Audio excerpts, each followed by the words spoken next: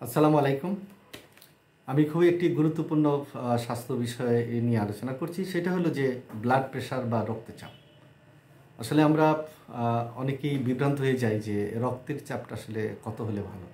সাধারণত আমাদের ডাক্তার এবং আমরা সাধারণ মানুষ জেনে থাকি যে নিচেরটা ৮০, উপরেরটা ১২০ হলে এটা হলো নরমাল এবং এটাকে আমরা আদর্শ হিসাবে ধরে থাকি। তো রক্ত যে আমাদের সারা শরীরে ছড়িয়ে পড়ে এবং এটার যে একটা চাপ, এটাই হলো আসলে এটাকে বলা হয় সিস্টোলিক, মানে উপরে মানে উপরের দিকের যে চাপটা আর কি, এটাকে সিস্টোলিক বলা হয়। এটা আমরা সাধারণত ১০০ থেকে ১২০। আর ডায়াস্টোলিক যেটা নিচের দিকের যে এটা, অর্থাৎ রক্তটা যখন চাপটা যখন নিচের দিকে আস্তে আস্তে নামে তখন সেটাকে ডায়াস্টোলিক বলা হয়।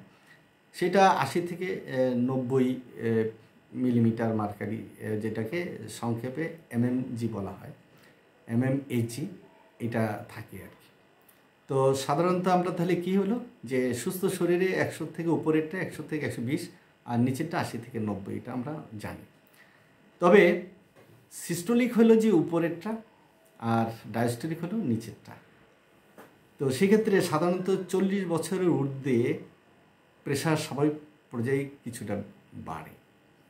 যেমন আপনার একটা মানুষের বয়স হলো মনে করেন ৫৫ বছর, তবে সাধারণত আপনি ৯০-র সাথে যদি ৫৫ বছর যোগ করেন তাহলে হবে ১৪৫।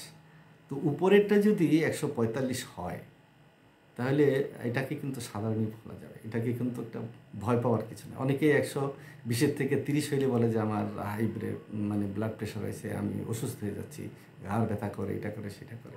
আসলে আপনার বয়স ৯০-র সাথে আপনার যে বয়সটা, সেই বয়সটা যদি যোগ করেন তাহলে উপরেরটা যদি মানে ততটুকু থাকে তাহলে কিন্তু আসলে ভয়ের কোনো কারণ নেই। যেমন আমি বললাম যে আপনার একজন লোকের বয়স ৫৫ বছর কিংবা ৬০ বছর, ৬০ বছর হলে তার ৯০ যদি যোগ করেন তাহলে ১৫০। এই ১৫০ তার মানে খুব একটা ভয়ের কিছু নেই।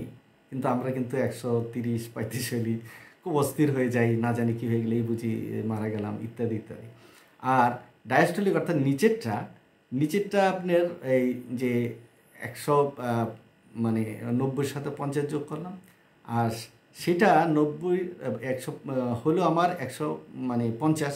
১৫০ থেকে যদি আপনার ৪৫ কিংবা ৫০ কম হয় তাহলে আপনার এটা লো প্রেশার না, এটা স্বাভাবিক।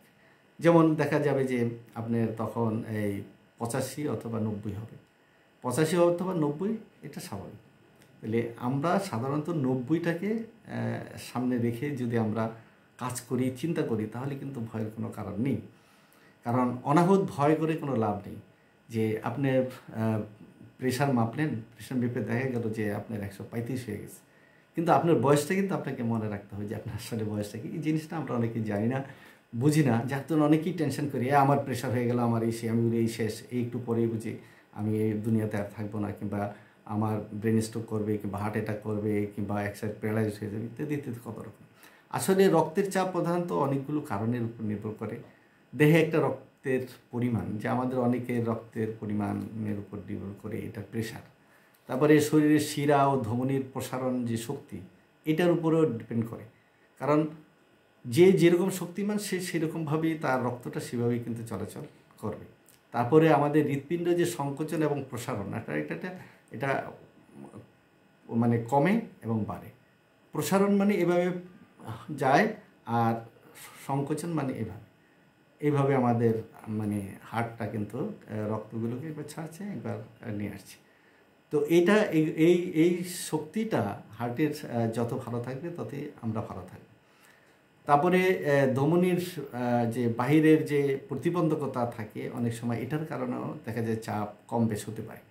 তারপর রক্তের তারল্য, রক্ত যদি তরল থাকে সেটার জন্য কিন্তু আপনার রক্তের চাপ কম বেশ হতে পারে। তারপরে যাদের ডায়াবেটিস আছে তাদের তো আছেই, হ্যাঁ। তারপরে অনেকে যারা মানে পাহাড়ে চড়েন কিংবা বিমানে চড়েন, তাদের কিন্তু সেই ক্ষেত্রে কিছু তারতম্য মানে প্রেশারে হতে পারে। তারপরে যারা অতিরিক্ত ব্যায়াম করে কিংবা অতিরিক্ত কাজ করতেছে, ভারী বোঝা নিচ্ছে, হ্যাঁ, দৌড়াচ্ছে, তাদেরও কিন্তু মানে এই প্রেশারটা মানে আপ ডাউন করতে পারে। তারপরে এই খাদ্য গ্রহণ করলেও অনেক সময় দেখা যায় যখন এটা অতিরিক্ত হয়ে যায় তখন আপনার সিস্টোলিক প্রেশারটা বৃদ্ধি পেতে পারে, অর্থাৎ উপরের প্রেশারটা কিন্তু আপনার বাড়তে পারে।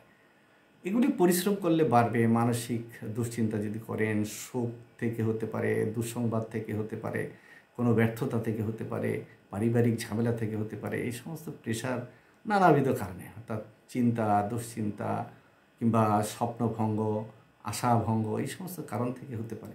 কিন্তু ভয়ের কিছু নেই যদি আপনি শুধু মনে রাখেন যে আপনার বয়স যা তার সাথে 90 যোগ দিবেন। উপরেরটা যদি দেখা যায় যে ওই, তাহলে আপনার নর্মাল, এবং তার থেকে যদি আবার আপনার বয়সের অনুপাতে সেটা যদি আবার মাইনাস রাখেন, হ্যাঁ, তাহলে দেখা যাবে যে যদি দেখা যায় 80-85-র মধ্যে আছে, তাহলে আপনি কিন্তু নর্মাল। এই জিনিসটা আপনাকে মনে রাখতে হবে। তবে আমাদের সাধারণত দেখি যে যারা গর্ভবতী হন তাদের রক্তচাপ স্বাভাবিক থেকে বেশি হয়। আমরা অনেক সময় বলি হাই প্রেশার, স্বাভাবিক থেকে কম হলে তাকে বলি লো প্রেশার। তবে হাই প্রেশার, লো প্রেশার দুইটাই কিন্তু খারাপ। লো প্রেশার, হাই প্রেশার যেরকম ক্ষতিকর স্বাস্থ্যের জন্য, লো প্রেশারও সেরকম ক্ষতিকর স্বাস্থ্যের জন্য। কারণ দুটি মানে সমস্যা। তাই এই সমস্যাতে সমাধান করার কি কি পথ আছে আমি পরবর্তী পর্যায়ে আলোচনা করব। তো আজকে আমি মূল কথা যেটা, সেটা আপনাদের একটু আবারও খেয়াল করে দিচ্ছি।